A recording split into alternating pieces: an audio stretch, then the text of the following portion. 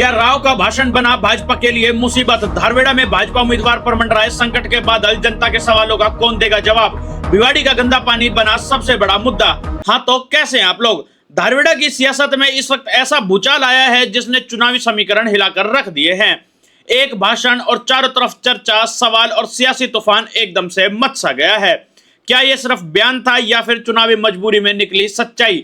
मंच से निकले शब्द अब सीधे जनता के दिल दिमाग में दस्तक दे रहे हैं। धारवेड़ा के नगर निकाय चुनाव के बीच सियासत अब चरम पर पहुंच चुकी है। बड़े नेताओं की एंट्री के साथ माहौल पहले ही गर्म था, लेकिन धारवेड़ा नगर पालिका में भाजपा कार्यालय के उद्घाटन के दौरान केंद्रीय मंत्री राव इंद्रजीत सिंह के भाषण ने तो मानो आग में घी डालने का काम कर दिया है।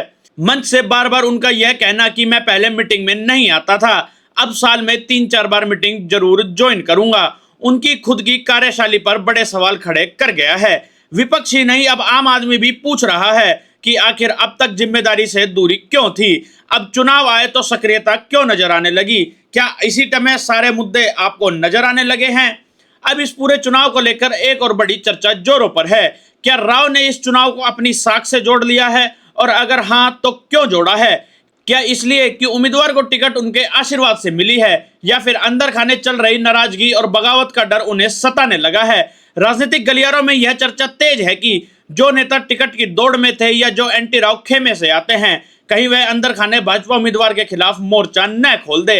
यही वजह मानी जा रही है कि राव बार बार यह संकेत दे रहे हैं कि मेरी सब पर पैनी नजर है। इतना ही नहीं, जिस चुनाव को भाईचारे का छोटा चुनाव कहा जाता है, उसमें 3-3 विधायक को मैदान में उतार देना, सारे तंत्र मंत्र लगा देना और विधायकों को वहीं डटे रहने का निर्देश देना भी कई बड़े सवाल खड़े कर रहा है।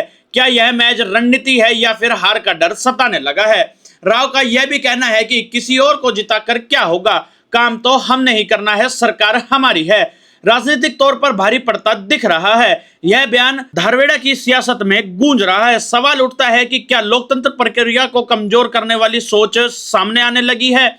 सबसे बड़ा मुद्दा धारवेड़ा के गंदे पानी की समस्या है, जो सालों से जस की तस बनी हुई है। जब केंद्र, राज्य और स्थानीय निकाय तीनों स्तर पर पार्टी की ही सरकार थी, भाजपा की ही सरकार थी, तो फिर अब तक समाधान क्यों नहीं हुआ? बार बार डेडलाइन देने के बावजूद हालात जस के तस नजर आने लगे हैं।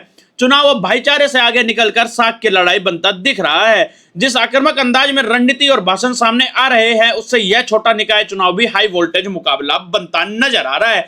अब सबसे बड़ा सवाल यही खड़ा होता है, क्या यह सारी कवायद जीत की गारंटी है या फिर अंदर खाने का डर बाहर झलकने लगा है?